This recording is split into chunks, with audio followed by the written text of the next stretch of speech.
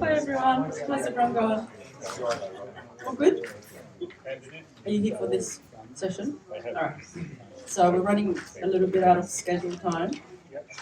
But basically I'm going to go through this quite quickly because there's only 15 minutes to do it before the fungi talk. But I'm Sandra. I work as an environmental projects officer for Woodfordia.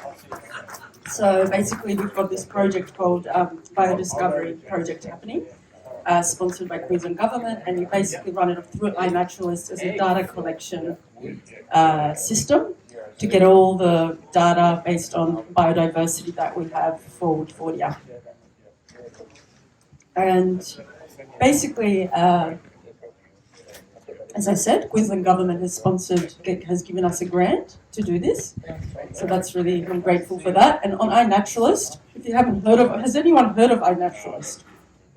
And has anyone not heard of iNaturalist? All right, excellent. So basically, it's a biodiversity that just shows you all of our current spottings or observations, they call it on iNaturalist, is all the wildlife we've so far recorded. And you can see a map of that, and that's Woodfordia, all of Woodfordia's land. So that's people contributing to the project so far. And iNaturalist is basically a citizen science or a crowdsourced biodiversity recording ID and mapping tool. And it is made by California Academy of Science and National Geographic. So it's a really cool thing. In Australia, you can see that's how many species we've got so far recorded, 43,000 or so. So that's great.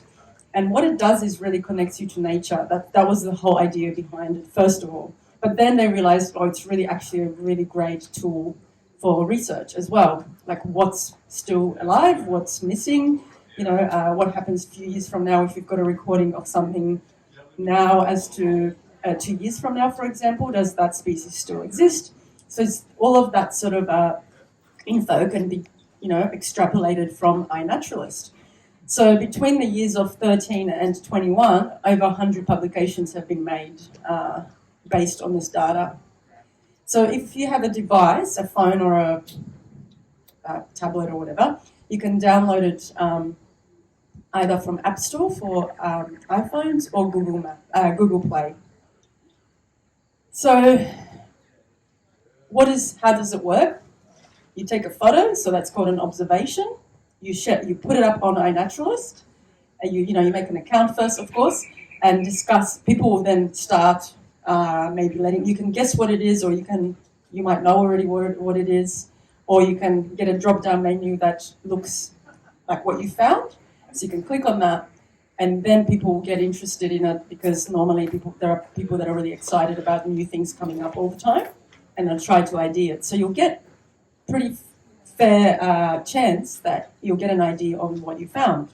And of course, if it's at a certain level of integrity, the data itself, it gets contributed to Atlas of Living Australia, and that's really where scientists will try and extrapolate that data for Australian situation. So this is just a quick overview, and I've got links at the back of the presentation. You can go to any of these that I'm showing pretty much. But basically, that's what I've just described. You take a photo, it maps it, geotags it, especially if your phone services are on, and you have to have those on if you don't want to be typing longitude and latitude for your sightings.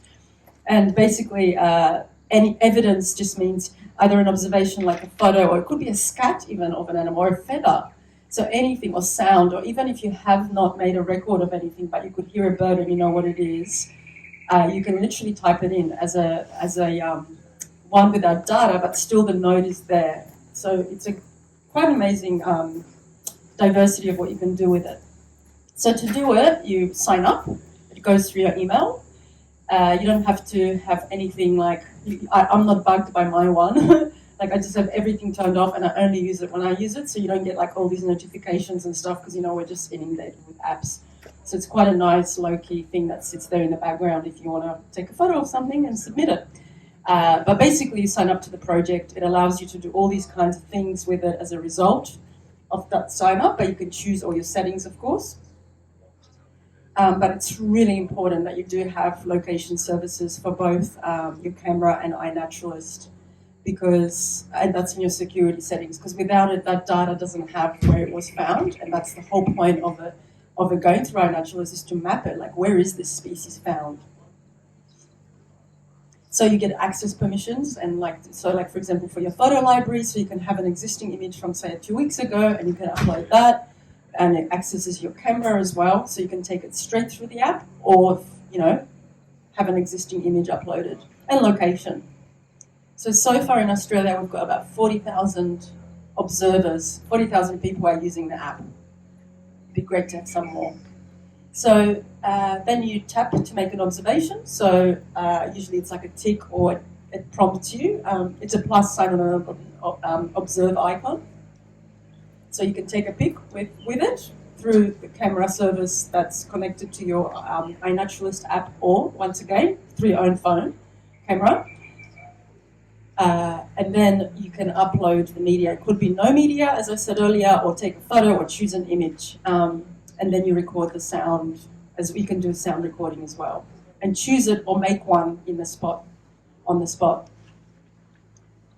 And you can, of course, add multiple media as well to it, which is really cool. And you can also change the observations once you've made them later. And then you basically just go through finalizing your data that you've put in. And the really good thing is it's really good to put notes, because if you see a butterfly caterpillar, you can note it, that even though it comes up as a certain species, or you know what it might be for some of us, it's really kind of cool to just actually give the background to it, because there is no caterpillars on there, there's just the butterfly, the adult. So it's good to put that note in that that was a caterpillar. And then you submit it, and the app will find and attribute current location and time of observation. I've pretty much covered all of this. Submit, yep, automatic, and then you just, if you put a photo in that was taken earlier, it will use the geo data from that particular photo. So once again, if you always have your services turned on, location services for your phone app and for your iNaturalist, that is a really good thing to always have on. And you can change the data. Then you press a green tick or a button, share button, depending on the phone you've got, and you can edit the observation once it's done. And also, that's just to show you very quickly that the two different systems, iPhone versus Android, do vary. So it's the plus to make an observation, and then you sync the observation, and on the iPhone, you use observe icon, which is just there in the corner, just here, with a little camera, and then you share it at the end, or upload. Just depends on your system, once again, and how old your phone is. So on the iPhone, there's a plus. Oh, sorry, this is the Android, isn't it? Plus on the Android, you can choose your media type that you're going to put in. You choose your, say, photos of the organism you've taken a photo of, and then you can go to this drop-down menu that tells you what it might be. And that's the cool part of it, that there's artificial intelligence that allows you to access, it recognizes similarities from your photo to what's on the list. And in this case, it was the Australian magpie. And you can add really beautiful notes in there. And, if you're really, really keen, you can, like near a birder, you can really put in a lot of data in there. It just depends how far you want to go, but the more information, always the better for the scientist that's going to look at that data later on. And then you upload, and then you get you can look at your observation afterwards. And on iPhone, it's pretty much the same thing. You just observe, you put your little camera icon on, choose your images of the organism you want to upload, and then go next.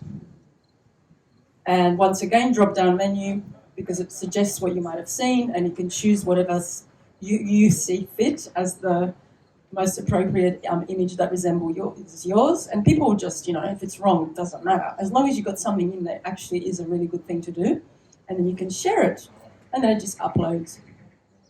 To make great photos, or better photos, if you don't have a phone with a macro setting, you can, it's really important actually, first of all, that you get the organism right in the image, and it's, taking majority of the screen. You want it to be kind of like visible to other people. So, and make sure it's not blurry, make sure it's focused. Avoid handling any of the organisms if you can. And of course, we don't want to damage anything or kill it or harm it in any way. And lighting is something I'm finding quite frustrating sometimes when it's not, because, the image just becomes a little bit distorted. So it's good to have I often bring a light that's kind of diffused a little bit. So you get this just an extra bit of light, especially if you've got sunlight or something bright behind it. You get that shadow effect on your organism. So it's good to brighten it up. And you kind of get used to it as you go along. Flashlights are all right, but oftentimes they expose the image too much, so it's quite hard to use a flashlight when you're looking at small things. And also you can get one of those attachment macro lenses things that just make it very more detailed, much more detailed.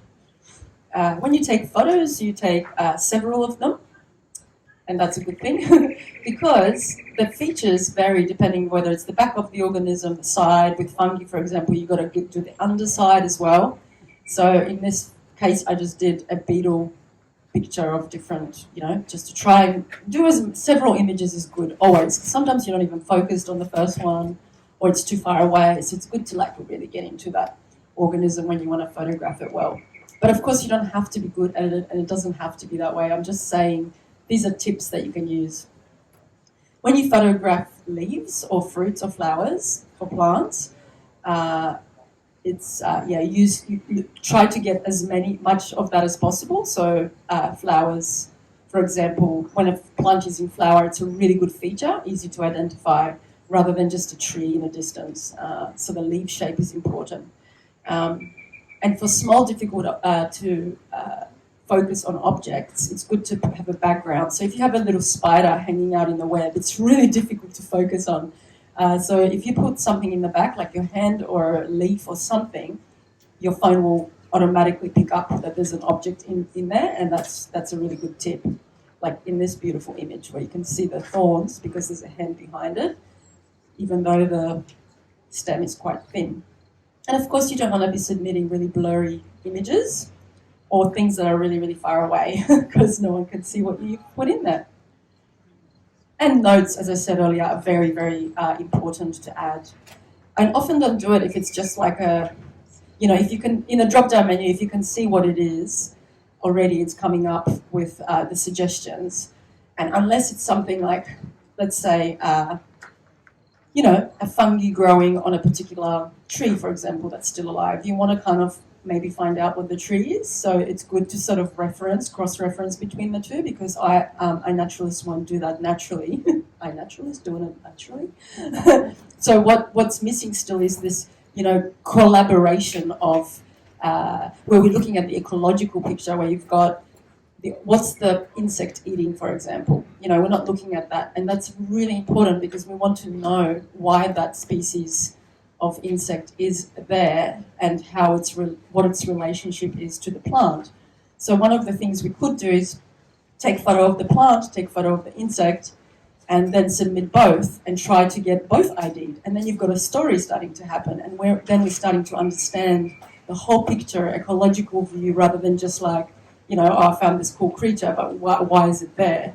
And if it's extinct somewhere, is it extinct because the plant is missing that it feeds on? So if we start doing it this way, it makes a really lovely story and helps us understand what is actually going on in the environment.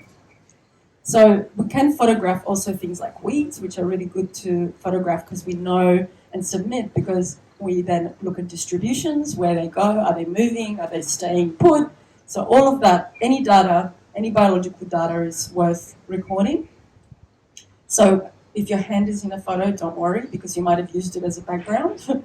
And also, if you do want to take photos of anything in a zoo or in your backyard that you've planted or cultivated, then make sure you put that in the notes, that it is so, that it's not a giraffe walking through the city, just randomly. Oh, look, new species. So, and don't photograph pets, houseplants, or people.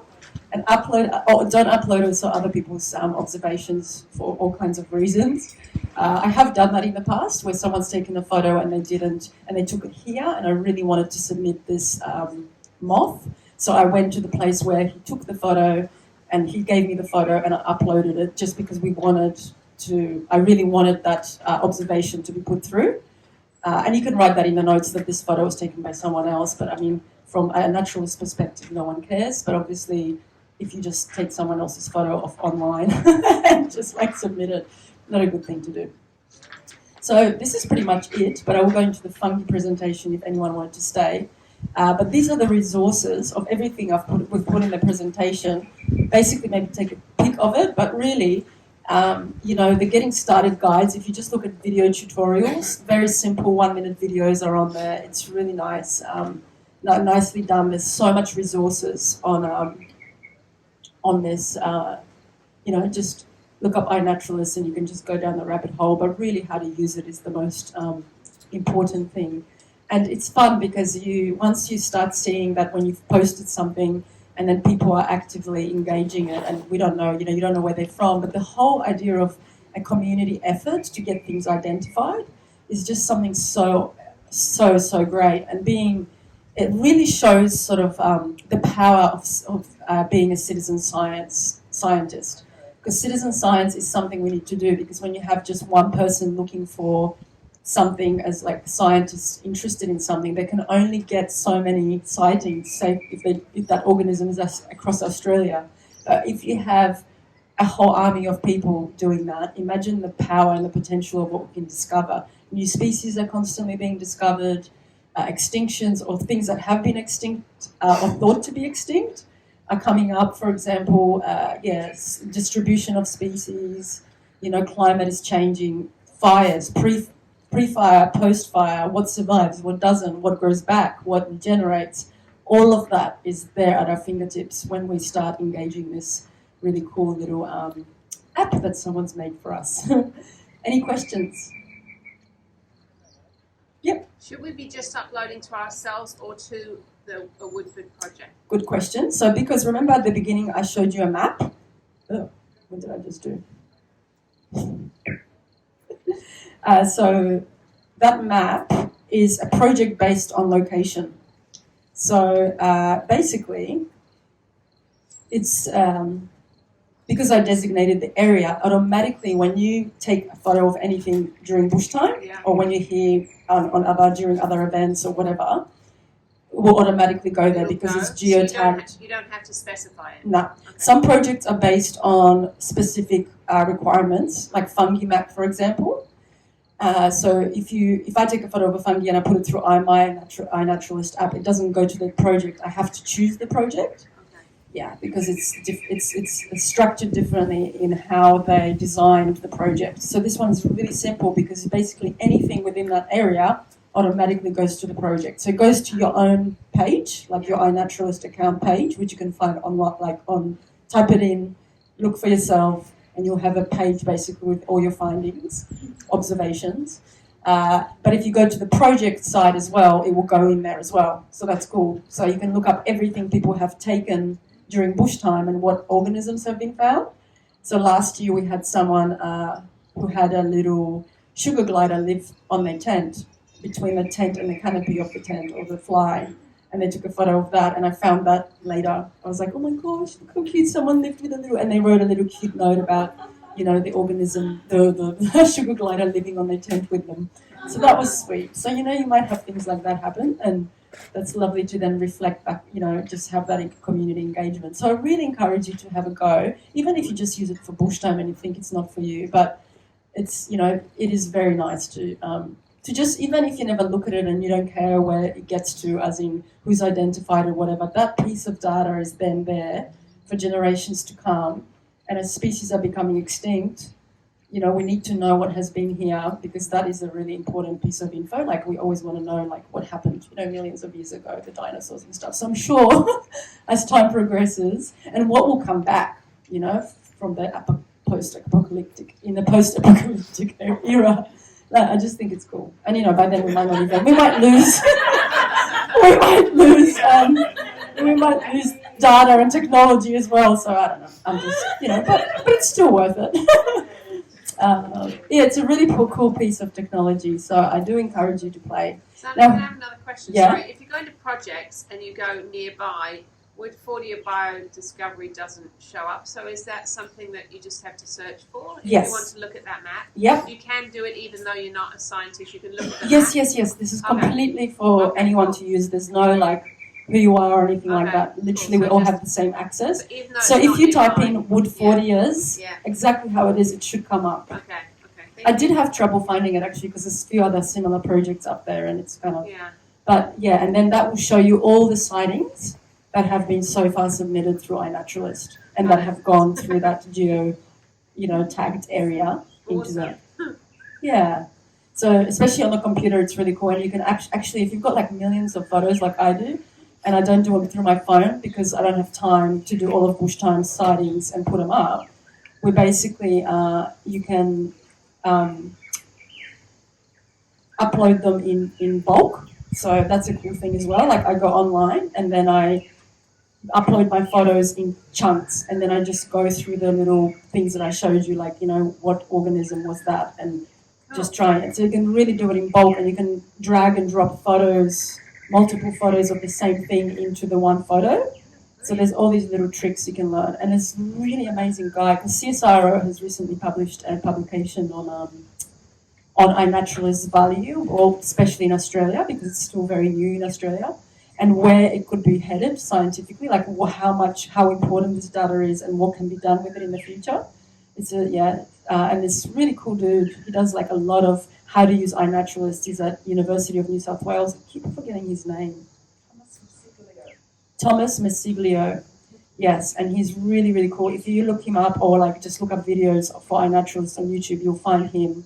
And it shows you the intricacies of what you can do with that data. Because you can do graphs, you can do pretty much anything. You can extrapolate your whole data set into Excel.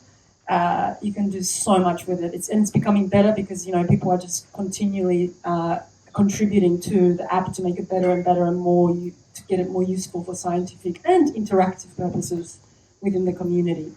So it's getting better. Soon there will be you can upload videos as well. They're doing that as a new thing. And even in your phone app, the Android has much better capabilities than the iPhone. So they obviously developed it really well in the Android.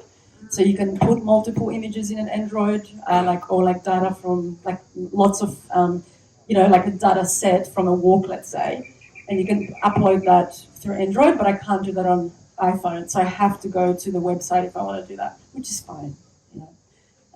So that's it. Any other questions? All good? Who's staying for the fungi talk? Everyone! Yay!